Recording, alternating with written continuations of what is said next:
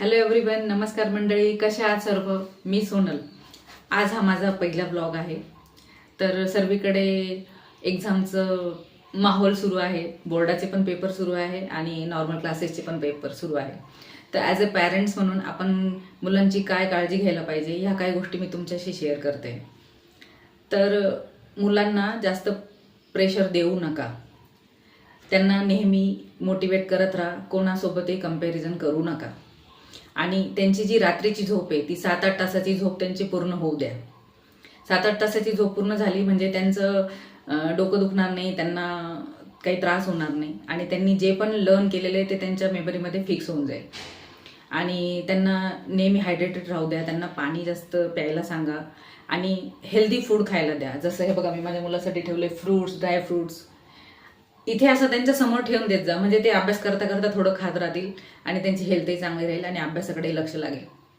आणि तिसरी म्हणजे त्यांना मध्ये मध्ये थोडा ब्रेक घेऊ द्या, कारण मुलं कंटिन्यू बसून पण त्यांचं डोक्याचं वर जातं, टेन्शन येतं त्यांना, म्हणून थोडा थोडा मध्ये मध्ये ब्रेक घेऊ द्या.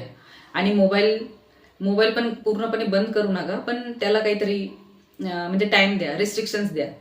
पूर्णपणे बंद करू नका, पण थोडा वेळ, जसं अर्धा तास दिला, 15 मिनिटं दिला, असं काहीतरी करा.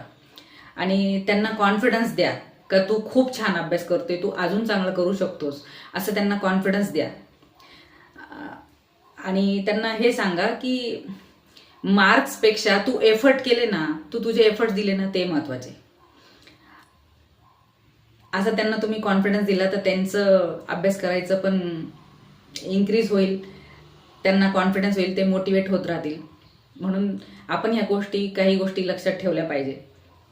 आणि एक्झाम तर काय टेम्पररी असतात, पण मुलांची मेंटल हेल्थ जास्त महत्वाची आहे आपल्यासाठी. तर पॅरेंट्स, प्लीज आपल्या मुलांना सपोर्ट करा.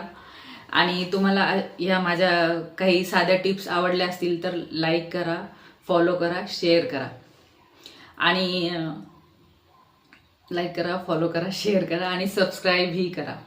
तर सर्व मुलांना माझ्याकडून त्यांच्या एक्झामसाठी ऑल द बेस्ट.